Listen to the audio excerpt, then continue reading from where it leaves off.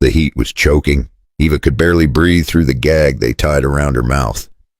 Her wrists were raw and bleeding, arms pulled tight behind her back, and every bump in the wagon sent a shock of pain through her shoulders. The canvas roof above them trapped the late morning sun. Sweat soaked her dress, clung to her spine, mixed with dirt, blood, and fear. Next to her, Mira slumped against the wooden side. Her lips were split, her eyes glazed, and her chest rose only in short, shallow breaths. The three men riding ahead shouted back at them now and then. One laughed, saying that they'd reach the border by nightfall. Another bragged about how much they'd get for fresh stock like this. Eva wanted to scream. She wanted to run, but all she could do was sit there, wrists tied, ankles bound, waiting. They stopped beneath some trees when the heat peaked. One of the men, the youngest, maybe 30, jumped down and walked to the back of the wagon. His boots crunched the dry grass as he climbed up and grabbed Mira by the chin. She's fading. We should make sure she's worth it before we cross. His hand reached for her dress. Eva's heart pounded. Her voice cracked from behind the gag, but she forced the words out, dry and broken. Wait, we're taking it off. The man turned, startled. Her voice trembled, but she looked him in the eyes. You don't have to hurt us. We'll do it. Just let us go after. There was silence. Then he laughed. You think I want it? You're not for me. You're for the buyer. He jumped down and walked off, still laughing as he rejoined the others. That night, when the men passed around whiskey and roasted stolen meat, Eva didn't sleep. Neither did Mira. Eva twisted her wrist, slowly working the wire shard she had hidden in her sleeve. It was dull, barely sharp enough to tear cloth, but it was all she had. The ropes dug deeper into her skin.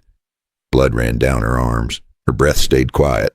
Every sound could be her last. Hours passed. The men argued. Then they fell into snoring, drunken sleep. Finally, one wrist came free. Eva worked fast to untie the rest, then moved to Mira, cutting through the rope around her friend's hands with shaking fingers. By the time both were free, the fire had died low. Eva grabbed Mira's hand, and they slipped from the wagon into the dark. The brush scraped their legs. Thorns tore what was left of their dresses. But they didn't stop. They ran through the trees, barefoot, bleeding, desperate. The pain didn't matter. The fear did. Branches whipped their arms and faces. Leaves rustled underfoot. Every noise felt like a gun cocking. They didn't speak. There was nothing left to say. When dawn finally came, they had crossed into dry flatland. The trees thinned out, giving way to open ground and tall, brittle grass. Their lungs burned. Their feet were torn open. They collapsed by a dying log, gasping. The sun was already blazing, climbing fast. Insects buzzed around them. The air smelled of dust and heat. Eva lifted her head. A shape moved near the tree line ahead. A man, tall, weathered. A rope over one shoulder, a wide hat shading his eyes. He carried a metal bucket that caught the light. Water. He stopped when he saw them. No words, no smile, just a long, unreadable stare. Was he a rancher, a traveler, or another monster hiding behind calm eyes? They had escaped one kind of hell, but what had they run into now? And could a stranger in the sun be the end of their nightmare, or the beginning of a darker one? The man didn't move at first, that he just stood there in the morning sun, one hand resting on the handle of the water bucket, the other near his belt. His face was hidden by shadow, but his stance spoke loud enough. He was not afraid, and that, somehow, made Eva more afraid. Mira clutched her arm. Her lips parted like she wanted to speak, but nothing came out. Then the man walked forward. Slow, calm. Heavy boots crunching dry grass. He stopped about 10 feet away. You girls hurt. His voice was low, gravelly, but not unkind. Eva sat up, using both arms. We just need water. She didn't mean to sound so desperate, but her throat was on fire, and the words cracked like dry leaves. He nodded once. I got some in the bucket. Not cold, but it'll do. He stepped closer, crouched down, and placed the bucket between them. Mira reached for it first, shaking. She took one sip and then burst into tears. The man didn't stare. He just took a slow breath and stood back up. You running from someone? Eva didn't answer. Mira did. 3 men. They lied to us. Said we'd have work. Then they tied us up. The man's jaw shifted, just slightly. He looked toward the woods, then turned back to them. You girls alone now? We think so. She barely got the words out when the sound of hoofbeats slammed through the trees. A rider broke out from the line of brush. Dust kicked up around him as he pulled his horse hard to stop. The man on the horse looked wild, shirt unbuttoned, face flushed from rage or drink or both. He saw the 2 girls. Then his eyes locked onto the man with the bucket. You got something of mine? The cowboy didn't flinch. Don't reckon I do. The rider swung down, pulling a revolver from his belt. Back off. Those 2 belong to me. The words hit like a slap. Mira gasped. Eva reached for a rock. The cowboy moved faster. In one smooth motion, he stepped forward, pulled a pistol from his hip and fired. The shot echoed across the plain. The rider dropped his gun and screamed, falling to one knee.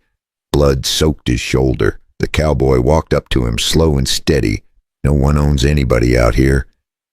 He picked up the drop gun, emptied it, and tossed it aside. You tell your friends, if they come for these girls, they answer to me. The man didn't argue. He crawled back to his horse, one hand pressed to his bleeding arm. The cowboy turned back to Eva and Mira. His voice was quieter now. Name's Thomas. My ranch is not far. You can rest there. Decide your next move in daylight. Eva and Mira looked at each other. They were strangers to him, but he had just risked his life. They followed him, but neither of them knew yet that this man had demons of his own. And some wounds don't bleed. They wait in silence. So who exactly was Thomas Granger, and what had he lost before finding them? Thomas's ranch sat at the edge of a dusty ridge. Not big, not fancy, just a stretch of land, one wooden house, and a windmill that creaked like it hadn't been oiled in years. But to Eva and Mira, it looked like heaven. He led them inside without a word. The walls were rough pine. The air smelled of leather, sun, and dry earth. No one's been in here but me for a while, he said, setting down his rifle. Make yourselves at home, whatever that means to you right now. He handed them 2 clean shirts from a peg near the door. Old, soft cotton, his own. They'll be big on you, but they're clean. Eva held the shirt like it was gold. Mira disappeared into the next room to change, and when they stepped out, both were swimming in fabric. But they smiled, just a little. For the first time since the wagon, Thomas poured water into a tin cup and passed it to them one by one. Then he sat down at the table, arms crossed. You girls got names. Eva, she said, voice still hoarse. This is Mira. He nodded slowly. Thomas Granger. Folks used to call me Granger, but most folks don't come around anymore. He didn't press for details, didn't ask what those men wanted or how far the girls had run. He just got up and started cutting dried meat into slices. You're safe here, he said, until you decide what comes next. Later. They sat on the porch, watching the sun drop behind the hills. Mira had her legs tucked under her. Eva wrapped both arms around her borrowed shirt. Thomas lit a cigarette and said nothing for a long while. Used to have a wife, he said finally. She didn't much like ranch life, said the silence was too loud. Eva looked at him. Curious. She left. He shook his head. No, she got sick. Took the baby with her. That was 10 years ago. Nobody spoke after that. Only the sound of crickets. Inside, Thomas laid out blankets for them in the spare room. Door locks from the inside, he said, setting a small wooden wedge by the frame. If that makes you sleep better. Eva wanted to say thank you, but the words didn't come easy, so she just nodded, out on the porch again. Thomas leaned back and looked at the stars. 2 girls had come into his life out of nowhere, and somehow his house didn't feel so quiet anymore. But just as peace settled in, trouble was already on the way. 3 shadows were riding through the dark, and one of them had a bandage on his shoulder. If you're still here with us, maybe you're like me. You appreciate a story that's raw, real, and just a little bit wild. Go ahead and hit that subscribe button so you don't miss what happens next. Pour yourself a cup of tea and tell me, what time is it where you are, and where in the world are you listening from? The sun had barely cracked over the horizon when Thomas stepped out onto the porch. The air was warm already. Dust hung low over the fields. He sipped his coffee in silence, boots propped on the rail, shotgun leaning against the wall beside him. Something in his gut felt off. Inside, Eva and Mira were still asleep. They had settled in fast, too fast maybe, like folks who were too tired to be cautious anymore. He didn't blame them, but the unease in his chest wouldn't quit. Then he saw it. 3 riders. Slow, steady, coming in from the south trail. Thomas stood up, his jaw tightened. One of them rode stiff in the saddle, favoring his left side, the shoulder. It was the man he shot. And he brought friends. He turned and stepped inside. Girls, you need to get up. Now, Eva blinked awake, saw his face, and didn't ask questions. Neither did Mira. They moved fast. Within minutes, they were outside. Thomas handed them each a small revolver from a locked chest. Ever fired one of these? Mira shook her head. Eva gave a small nod. Good. Stay behind the porch rail. Do not shoot unless I do first. The riders came up slow, real confident. The injured one spat in the dirt when he saw Thomas. You got something belongs to us. Thomas didn't smile. Funny. That's what the other fella said. The tallest rider dismounted, brushed the dust off his vest. We don't want trouble. Just want what's ours. Hand over the girls. We'll ride off quiet. Thomas stepped forward, one hand resting easy near his belt. You boys are outnumbered and out of your league. That was when things went sideways. The injured man drew first. Thomas ducked and fired. One shot hit the rider's leg. The other 2 dove for cover. Mira screamed. Eva raised her gun, hands shaking. It was chaos. When the dust settled, one man lay groaning in the dirt. The others had their hands up. Thomas stared them down. You're lucky I ain't the hanging type. He stepped inside, came back with a pouch, dropped it on the ground. Here, gold, more than they're worth. Now get off my land and never come back. The men scrambled up, took the money and limped off like beaten dogs, but they didn't look back. Eva stood in the doorway, breath caught in her chest. You paid them. Thomas nodded once. I don't like blood on my porch. This way, it's done. Mira looked at him different after that.